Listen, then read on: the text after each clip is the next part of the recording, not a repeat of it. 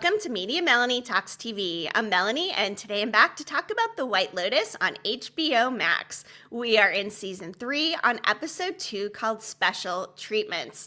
And I just want to say, so far, I'm loving this season. Yes, maybe it's off to a little bit of a slow start, but that is the nature of really setting the table for a season of The White Lotus, which Mike White does so well. Something I love the most has got to be this cast. Normally I can really hone in and identify which group or which couple that I'm rooting for the most, but here it is so hard to choose. I mean, we've got our fractured friend group, our women here on their victory tour in their mid-40s, which is just so relatable for me, kind of exploring the dynamics of their relationship and, having three of them. There's always going to be a third wheel, which we saw quite a bit of here in this episode, but also the Ratliff family. Are you even kidding me? Yes, their accents might be a little bit questionable, but this family is just bringing the drama, bringing the dysfunction, and I am so here for it. And then we've got our guy, Walton Goggins, playing Rick. He's got his girlfriend, Chelsea, and they're trying to set him up to be this kind of grumpy guy, and we did learn that his mom was an addict, and she was killed when he was 10, and that his dad was actually murdered before he was born. So there goes the theory that Jim Hollinger, the owner's husband here at the White Lotus, who's in Bangkok right now, so he's probably not Rick's father, given we know Rick's father is dead, but could he have played a hand in that somehow? I imagine we will find out. Our friend Rick will be going to Bangkok to track him down. But before I get more into my reaction and review for The White Lotus Season 3 Episode 2, please be sure to go ahead, like this video, and hit that subscribe button, especially if you like videos like this where I talk about other dark TV shows. And right now I am covering Severance on Apple TV+, Paradise on Hulu, and School Spirits on Paramount+.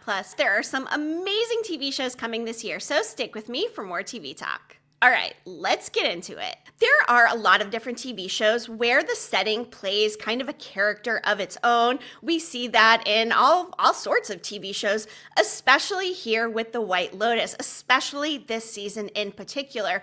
We are getting quite a bit of camera work, camera angles, and perspective from the setting itself, from the nature, almost like we're looking in as a monkey spectator here. The monkeys have been so prevalent within these first two episodes, and it almost makes me wonder, do the monkeys somehow play a hand in whatever goes down this season? And some of these red herrings with the characters will end up being just that, red herrings, because it will actually be a monkey-focused scenario.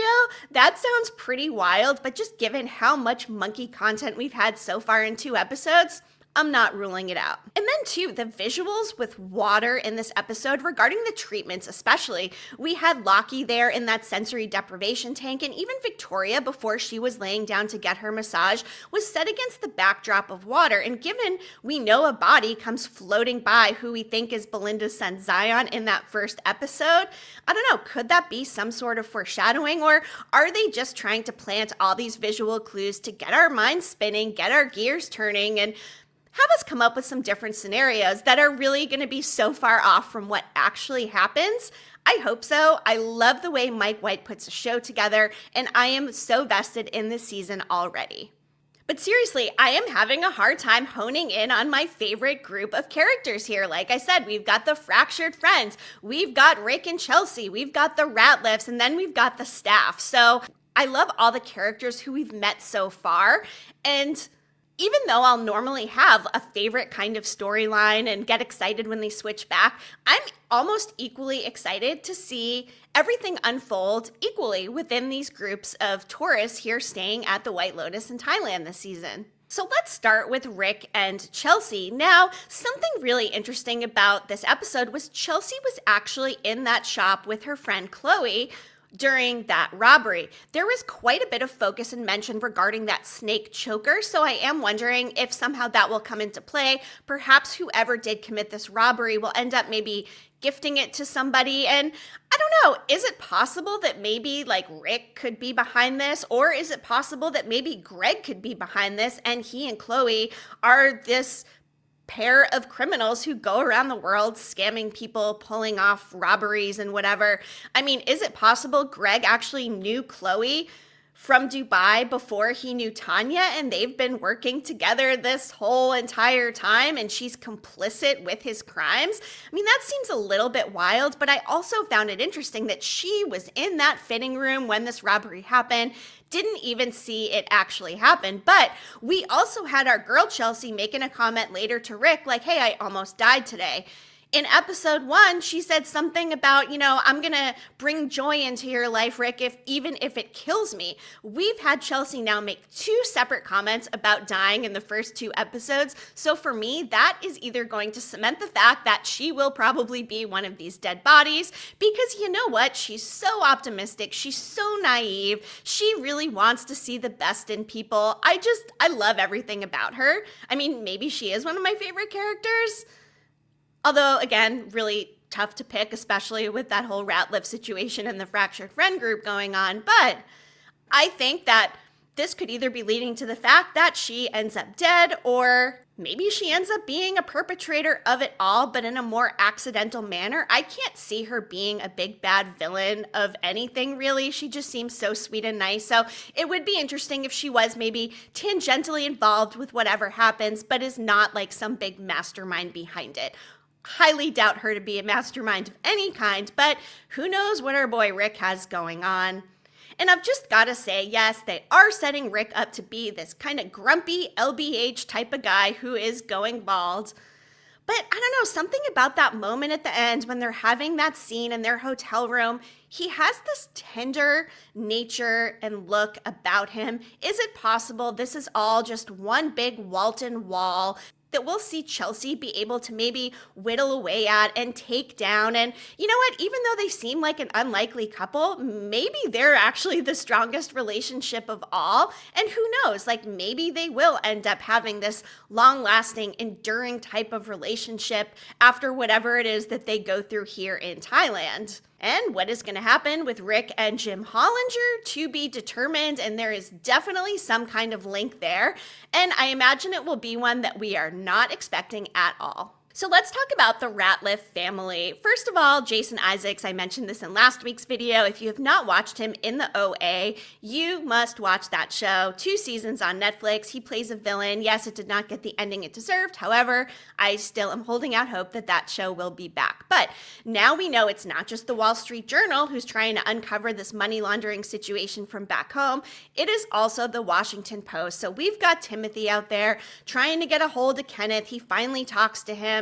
Sounds like Kenneth is not doing very well. And the convenience of the timing of all of this, I don't know about Thailand and its extradition, but is it possible maybe the Ratliffs don't end up going back home because they fear whatever the consequences are from this money laundering situation?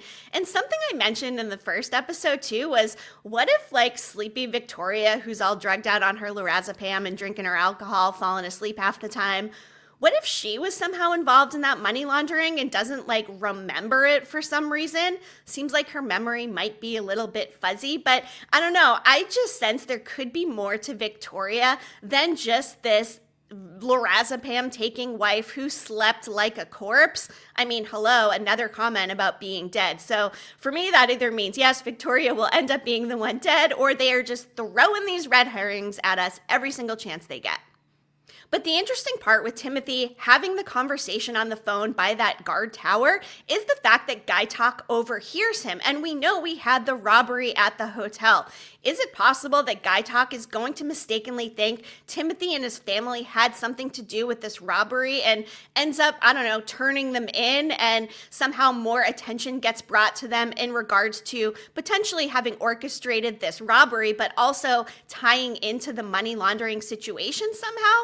That would sure be a double whammy. And obviously, the way that they had the perspective of Guy Talk overhearing that, we know that's going to come into play, just not exactly sure how.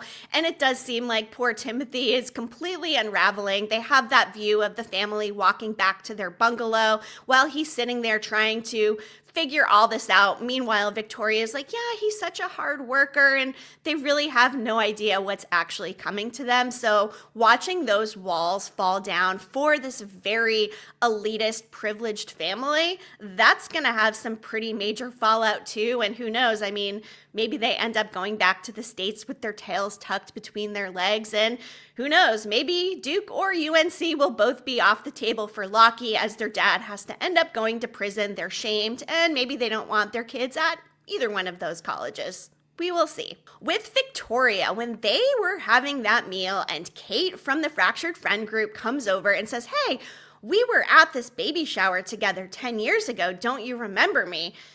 And Victoria could not have been more of an ice queen. Now, let me tell you, there are people in my life that if I see out at a restaurant, I mean, first of all, they probably shouldn't be talking to me in the first place because they know what they did. But if they do, I would give that sort of ice treatment. But the odd part is, for somebody that she doesn't really know, aside from being an acquaintance through a friend and from someone from 10 years ago, why not just at least be kind of like, okay, hey, cool, yeah, that was a good time, brush it off and, go on your way. Victoria takes a complete opposite approach and is like so rude that even Lockie calls her out for it. Well, I did think that was like Ice Queen A+ from Victoria. Why exactly is she doing that? She's got no reason to be rude to Kate. Kate does seem to try like very hard. I mean, she's like the middle person in this Fractured Friend group where each of the others are talking S about the other one too. But what's up with Victoria? Did something happen at that baby shower that makes her not want to bring it up or talk about it in front of her family? Or does she just not remember because the woman is going through life in a lorazepam type of coma? I mean, she fell asleep at the literal dinner table last week, so I don't know. I'm not really sure about Victoria, but literally I think she's a sleeper and there could be more to her, and I would not be surprised if she came into play somehow and emerged as either a big bad that we never saw coming, or maybe she does end up a victim and these comments about sleeping like a corpse are foreshadowing. Then we've got Lachlan and Saxon and Piper. Lachlan and Piper had that weird conversation in the hammocks talking about the fact that Saxon made the comment about his sister being hot to Piper, and like, she should be as grossed out as she came across. And what is up with like the sexual talk with the siblings? I don't know. It's like not my thing. The last thing I'm ever going to do is like talk about sex with my brother. Like, honestly, it is just kind of giving the ick, as I mentioned before. I do think Lockie is struggling with his sexuality. And you know what? I wouldn't be surprised if Saxon, I don't know, maybe is not as experienced as he puts it out there that he is. Or perhaps he's exploring some sexuality issues and maybe he is gay and, is overcompensating by being this hyper masculine, over-sexualized type of character. So, I don't know. I think we're going to see quite a bit of character growth from Saxon in one way or another. And again, I don't think he's going to be involved. I don't think he's going to be the one killed, just given the storyline with the rich son we had in season 2. But I don't know. I'm not ruling out that Saxon is going to get more entangled in something. Maybe he ends up sleeping with one of the friend group, although I just can't see any of them being as into him. Seems like Valentine might be more their focus. Saxon, not sure where you're going yet this season, but I don't know that any of us are going to like it when we get there, just given what we've been fed so far. All right, moving on to the Fractured Friend group. These women could not be more relatable. Like I said, I'm in my mid-40s and I would love to be going on this kind of victory tour, but something about the dynamic of having 3 people definitely complicates things, as we've seen. Now, we have Kate as kind of the middle person who is more the go-between, I think, between Jacqueline and Lori. It does seem like Jacqueline and Lori have not had as close a relationship. They hadn't seen each other in 4 years, whereas it does seem like Jacqueline and Kate do see each other from time to time. They have dinner a couple times a year. But when these women start talking about their biometric numbers and the fact that Valentine said to Jacqueline and Lori, those numbers are from like a woman half your age, and then poor Kate is just kind of average over there. And Jacqueline starts bringing up the food in Austin, and she gets super defensive. And I mean, these women, like, wow, I never want to be in a situation where I am with two of my other friends and two of us are talking S. I just don't think that's great. But unfortunately, I do think it's the nature of perhaps traveling in a trio, right? I mean, there's always going to be the two people who might feel a little bit closer and one person on the outskirts. And it seems like they're kind of cycling that here. And it seems like Lori heard the other two talking about her. Seems like Jacqueline heard the other two talking about her. By the way, when Lori came upon that glass and scared them, that also scared me. I was not expecting that, like, whatsoever. I didn't know what was happening and was expecting, I don't know, maybe something else, but that did take me by surprise. I imagine it took the other two women by surprise because then Jacqueline's like, yeah, we were just talking about you and how great you look. Get the F out of here, Jacqueline.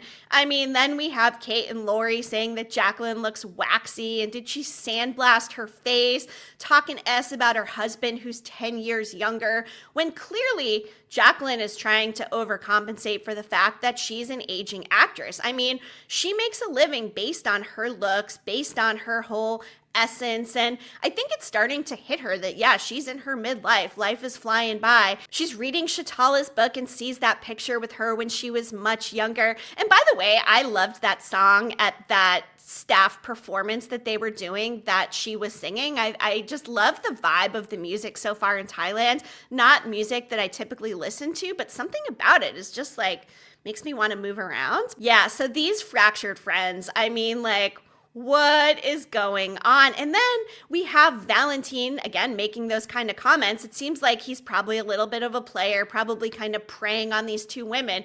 But why only two of them and not all three of them? I mean, is he just trying to pit two of them against one another to set up this competition so they're like fighting over him? And our guy Valentine, is he involved with this robbery, right? We saw him at that tower talking to Guy Talk right at the time that truck came crashing through the gate. Seems to me like he was 100% a distraction and must be involved. Is he maybe going to try to also take advantage and maybe rob some of these women? That feels a little bit too much like how Tanya was potentially being taken advantage of. So I'm not really sure. I don't know if it's just like a sexual thing here. And I don't know, who knows, maybe they'll end up having a group type of situation. But I do think that the comments from Valentine, the way these women are talking to each other, and we're only like at the very beginning of this week together here in Thailand, by the time this trip is over for the fractured friends, I don't know if they are still going to be friends. And whatever Valentine has up his sleeve, is he going to loop them in? Who is Valentine working with if he is involved in this robbery? I mean, is it possible, like I said, Greg and Chloe are somehow involved and this is what they do? They move from country to country, they scam people, maybe they kill people, try to get money however they can. Could maybe, I don't know, Rick be involved? It is odd that Chelsea was in there when it happened, and she was hyper-focused on that snake choker, so I keep wondering if that will come back into play. There was a little bit too much focus on that for it to just be an accidental thing, so I don't know. If Valentine was involved in the robbery, maybe he takes the choker and gifts it to one of the women who are not aware that it was a stolen item, and then she feels special and perhaps they get framed or blamed for this robbery somehow. I am not sure, but this friend group for me, I mean, like I said, I'm having trouble deciding like which group I'm most vested in, but I guess if I had to lean towards one, it is probably the friend group just out of sheer relatability for me. Watching their relationship kind of unravel and what goes on when it's two of them versus three of them, it is kind of hard to watch, but I guess that's also real life. And I did touch on Chloe and Greg, the fact that Rick, of course, calls out that Chloe's probably a hooker. He picks up on that pretty quickly, the fact that they met from a matchmaker in Dubai. But again, I keep circling back to the fact, did they know each other before this? Did she just meet him in Thailand? Or when did they meet in Dubai? What's the timing of it all? Could she have somehow been complicit with Tanya? And I don't know, again, like, could they be behind this robbery somehow and then potentially tied in to being one of the bodies or perpetrators at the end? I don't know if they're going to tie Greg into a story from previous seasons, because that seems a little bit too expected. But at the same time, I guess it would kind of keep this thread woven through the 3 seasons to make there be some sort of connective tissue, even though we don't necessarily need it because it is an anthology. Although this anthology show does feel a little bit more familiar, and I'm not going to use the word serialized because it is not a serialized storyline, but the fact that there is a common location each season with some character carryover does make this feel a little bit different from other anthology type of shows. I also just wanted to mention our girl Belinda and Poong Chai. We didn't get a lot of Belinda content here, but I did appreciate that we saw her getting her treatments, and you can definitely tell there's a little spark between her and the other wellness worker. She says something like, yeah, I want you on my stomach, even though she means that she wants him on his stomach so she can perform her treatment on him. So I do expect there to be definitely a little bit of a blossoming love story there. And I'm interested to see exactly when Zion does arrive so we can have some interaction between Zion and Belinda to see if there's something else maybe going on with Zion, and that's why he is coming there to be with his mom. The Guy Talk and Mook situation I thought was very cute. Guy Talk is just like so sweet, trying to date Mook, bringing in some food that his mom made. He can cook too. I mean, the guy just seems so nice and so interested in her, but Mook doesn't seem fully sold. I don't know. I'm just going to go out on a limb and say she might be more into the bad guy. She might not be team nice guy. And for my girls out there, do you get that vibe? Are you picking up the fact that she might be a little bit more into the danger, into those security guys we saw her talking to in episode 1 versus super nice Guy Talk, who she's known forever, who's more like family to her? So I imagine we will be getting this will they, won't they? And I would also think that maybe our girl Mook is going to get involved with the wrong people. And I don't know.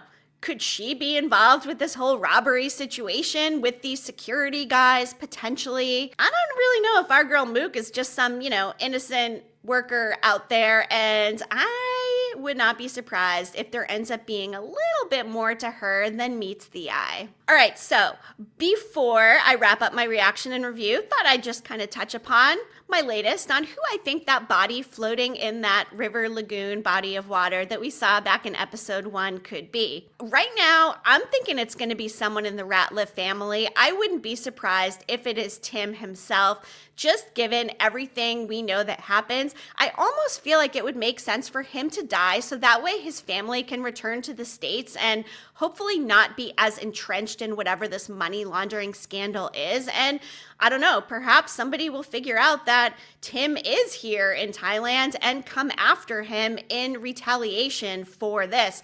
I don't know. I mean, could his partner Ken travel and meet him there? It seems like that guy's probably going to be in jail. I don't know, something about the Ratliffs, I'm circling one of them right now to potentially be one of those bodies. In terms of perpetrators for this shootout, now we did see a robbery happen, so could this shootout be related to another robbery? Is there something of great value here at the White Lotus people are coming to get? I'd imagine none of our tourist people who are staying here brought firearms with them. So if it is somebody we know, like, where would they have even got the firearms from? Which makes me think that this might be more staff related. Or maybe our guy Rick goes to Bangkok to investigate the whole Jim Hollinger situation and comes back with some type of firearm. Potentially he goes after Jim Hollinger. Maybe he recovers in Bangkok and comes back within the week. I mean, I doubt it. If he's sick, probably not going to be coming back here. But also, I'm not discounting the fact that our fractured friend group could end up getting themselves in trouble, perhaps over this guy Valentine. What if two of the women end up, I don't know, having some sort of encounter and they accidentally kill him, and then the three women end up working together, but one of them isn't happy because they overheard the other one talking S, and she ends up turning her two friends in for shooting or killing this guy Valentine. And maybe Valentine was involved in that robbery somehow. They end up with one of these stolen pieces of jewelry and get themselves even more caught up in some sort of criminal activity. But I would love to know, does anybody have any early theories or thoughts on who could be that body floating?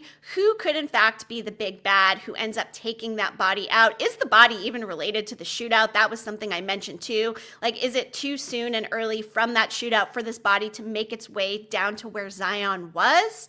Could these be unrelated activities altogether? I mean, honestly, I mentioned the monkeys at the beginning. Like, could the monkeys have some kind of a hand in this? Why are we getting so much of the nature perspective? This setting does play a character of its own, and they're building up the nature and the monkey of it all to be a character as well. So maybe that does come into play. Either way, be sure to drop your thoughts and theories down in the comments. Let me know what you think so far. Who's your favorite group here? Are you having as hard a time as I am deciding who you like the most because this cast is just amazing? Let me know. And like I said, be sure to like this video, hit that subscribe button. I do talk about other dark TV shows, and I would love if you would stick with me. Thanks for tuning in. I'll be back again soon, like I said, every Monday for the White Lotus, so don't miss it. Media Melanie, clicking off.